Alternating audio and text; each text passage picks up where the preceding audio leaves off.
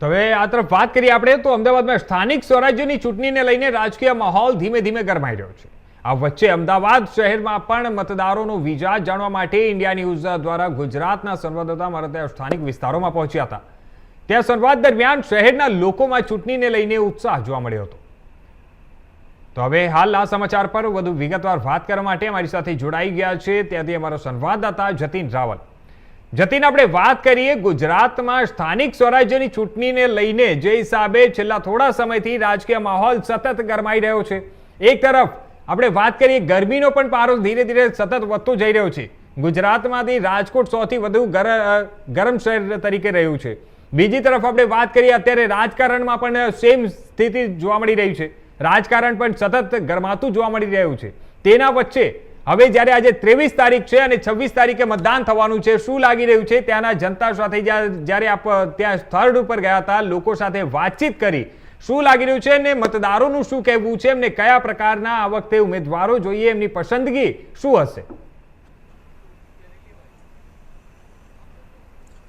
જો ચોક્કસથી કિશન જે છે તે આપને જણાવી દઉં કે હાલ જો વાત કરીએ તો સ્થાનિક સ્વરાજ્યની ચૂંટણીઓ જ્યારે જે છે તે આવી છે અને 26 તારીખે મતદાન થવાનું છે। ગણતરીના 2 કે 3 દિવસ જે છે તે હવે જ્યારે બાકી રહ્યા છે, જે રીતે અત્યારે હાલ ગુજરાતનું જે વાતાવરણ છે કે જે ગરમી જે છે તે દિવસે ને દિવસે વધી રહી છે, તે જ રીતે રાજકીય ગરમાવો પણ જે છે તે જ્યારે ચૂંટણીઓની તારીખ જે મતદાનની તારીખ નજીક આવી રહી છે ત્યારે રાજકીય ગરમાવો પણ ધીરે ધીરે જે છે તે વધી રહ્યો છે। ખાસ કરીને અત્યારે હાલ જો વાત કરીએ ઘણી બધા વિસ્તારોમાં અમે જોયું કે આ વખતે ક્યાંક ને ક્યાંક ભારતીય જનતા પાર્ટીનો પણ વિરોધ જે છે તે જોવામાં જે છે તે આવી રહ્યો છે। આમ અત્યાર સુધી ભારતીય જનતા પાર્ટીના કાર્યકર્તાઓ જ્યારે જતા ત્યારે ખુલીને કોઈ વિરોધ સામે નહોતો આવતો, પરંતુ આ વખતે ક્યાંક ને ક્યાંક આ વિરોધ જે છે તે ખુલીને સામે આવ્યો હોય તેવા દ્રશ્યો જે છે તે જોવામાં આવ્યા છે। સાથે સાથે વાત કરીએ હમણાં આમ આદમી પાર્ટી ના ઉમેદવારો દ્વારા 2 કે 3 જગ્યાએ જે છે તે હવાલા કૌભાંડ જે છે તે તેમના દ્વારા કરવામાં આવે, પૈસાની લેતી બેતી કરી અને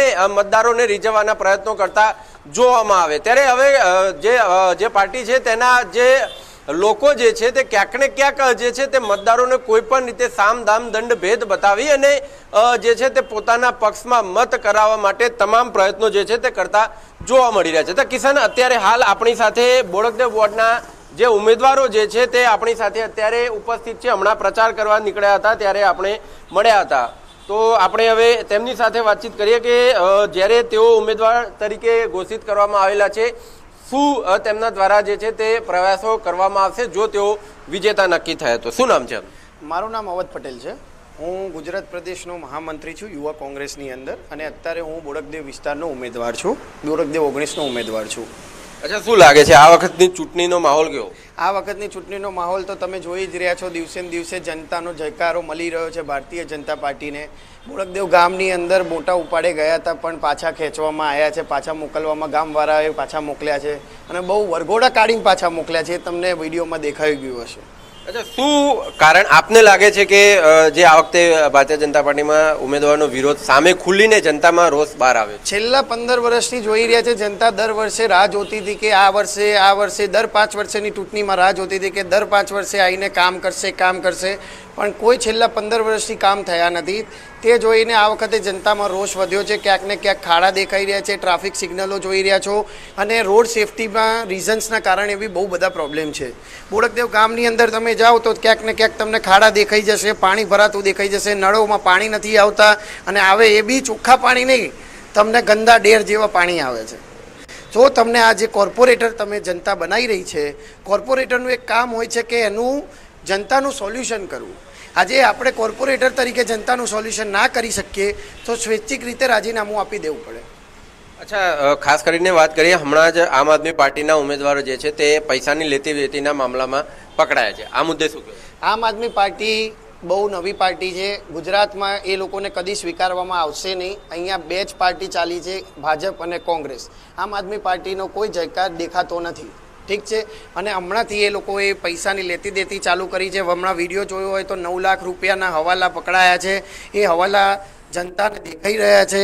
પૈસા ખર્ચીને મત ખરીદવા એ કોંગ્રેસ પાર્ટીનો કદી નિયમ રહ્યો નથી અને કદી રહેશે નહીં। અચ્છા, બીજા પણ એક ઉમેદવાર છે, શું નામ છે? જીતેન્દ્ર શર્મા। શર્માજી, આ ખાસ કરીને આ વખતનો જ્યારે ચૂંટણીનો માહોલ છે, ખાસ કરીને આ વખતે ઘણી બધી જગ્યા ઉપર ભારતીય જનતા પાર્ટીના ઉમેદવારનો વિરોધ જોવા મળે છે. આપને શું લાગે છે કારણ? ભારતીય જનતા પાર્ટીનો વિરોધ એટલા માટે થઈ રહ્યો છે કે એ લોકોએ સરમુખત્યાશાહી ચલાવી છે, પ્રજાનું શોષણ કર્યું છે, કોઈ સારું કામ કર્યું નહીં. એજ્યુકેશન તમે જોઈ લો, મેડિકલ જોઈ લો, બધી સ્કીમો નામની લોભામણી કરી છે. એકચ્યુઅલી પ્રજાને કશું મળતું નથી. ધક્કા ખાઈ ખાઈને મળી જાય તો લોન નથી મળતી, ચોરોને લોન મળે છે, એમના મળે ત્યાં લોન મળે છે, ગરીબ માણસોના ઝોપડા તોડી પાડવામાં આવે છે અને જે ભાજપના મોટા નેતાઓ છે એમના દબાણો કરીને બેઠા છે. ત્યાં કાયદા કાનૂન જેવું કોઈ અસર કરતું નથી અને ખરેખર પ્રજા તાહીમામ થઈ જાય છે. પ્રજા હવે વકરી છે કે ભાઈ આ ના જોઈએ એમ, એટલે બધા એમનો ખૂબ વિરોધ થઈ રહ્યો છે અને કોંગ્રેસ આવશે અને પ્રજા કોંગ્રેસને જીતાડશે 110%. એમાં કોઈ શંકાનું સ્થાન નથી અને ભાજપ બી સમજી ગયું છે એટલે એ લોકોએ ફોર્મ પાછા ખેંચાવાના, પૈસા આપવાના, સામદામ દંડની નીતિ અપનાવી છે. લોકોના વોટોનો અધિકાર પણ એમને છીનવી લીધો છે. આ વખતે ભાજપનું તળિયા ઝાટક છે, કોર્પોરેશન કોંગ્રેસની બને છે અને બોડેદેવ વોર્ડ કોંગ્રેસની અમારી પેનલ 21,000 વોટે વિજયી બને છે. મહિલાઓ પણ આપણી સાથે છે. 2 પુરુષ ઉમેદવારો છે ને 2 મહિલા ઉમેદવારો છે. શું નામ છે? હેમલતા ભટ્ટ. હેમલતા ભટ્ટ. હેમલતાબેન ભટ્ટ.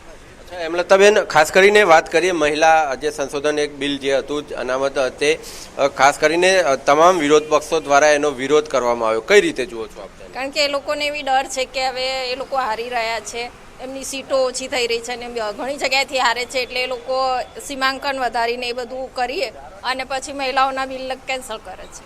અચ્છા, હેમલતાબેન, ખાસ કરીને મહિલાઓ માટે જો આપ વિજેતા થાઓ છો તો મહિલાઓ માટે કયા એવા કામો છે તે જે આપ કરવા માંગશો, સુરક્ષાના કે બીજા કોઈ?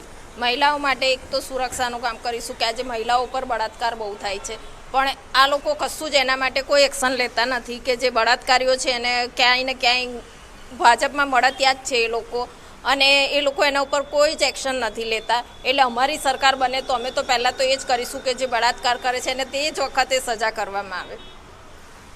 આપ ખાસ કરીને યુવા છો, યુવા મહિલાઓ માટે કયા કામ છે જે આપ કરવા માંગો છો?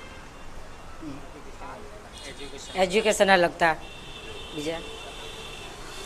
આપણી સાથે એક કોંગ્રેસના સિનિયર નેતા પણ જે છે તે આપણી સાથે જોડાઈ ચૂક્યા છે. આપણે સીધા તેમની સાથે વાતચીત કરીએ અને તેમની સાથે જાણવાનો પ્રયત્ન કરીએ.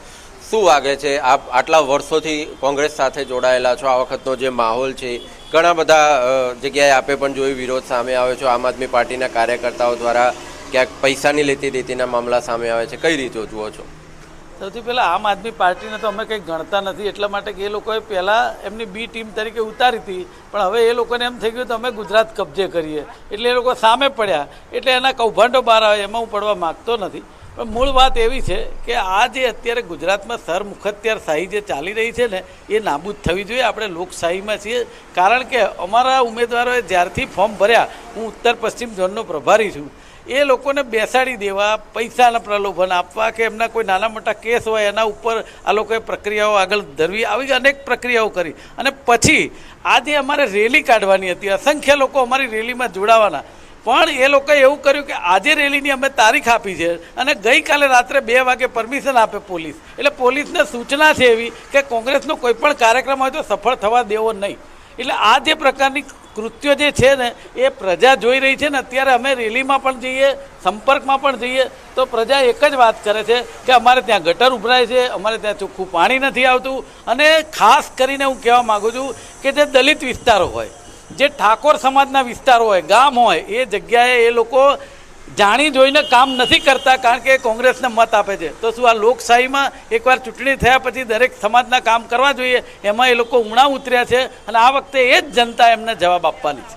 અચ્છા, ઘણા બધી જગ્યાએ જોવામાં આવ્યું તે ભાજપના ઘણા બધા ઉમેદવારો જે છે તે બિનહરીફ જાહેર થયા છે. આ મુદ્દે શું કહેવું? બિનહરીફમાં મેં તમને પહેલાં કહ્યું કે ક્યાંક અમારી પણ ત્રુટિ છે અને ક્યાંક આ લોકોના જે હથકંડા છે. મેં તમને કીધું ને, કોઈ પણ રાજકારણમાં ધારો કે હું 35 વર્ષ થયા તો ક્યાંક ને ક્યાંક નાનો મોટો કેસ હોય તો એને એટલો મોટો બનાવી દેવામાં આવે કે એ માણસ એ કેસની અંદર જ ઉલઝ્યા કરે અને ફોર્મ ના ભરી શકે. આ પરિસ્થિતિનું નિર્માણ એ લોકોએ કર્યું છે. અને જે અધિકારીઓ છે ભાજપના, જે ફોર્મ હોય એ લોકો તરત થપ્પી મારીને મૂકી દે બધા ચકાસીને, અને અમારા ફોર્મ હોય તેને પાના ચેક કરી નાની મોટી ત્રુટિ હોય તેના માટે 2-2 કલાક દોડાવે. આ ચૂંટણી પંચ પણ ભારતીય જનતા પાર્ટીના ઈશારે કામ કરી રહ્યું છે એવું ચોક્કસ લાગે છે.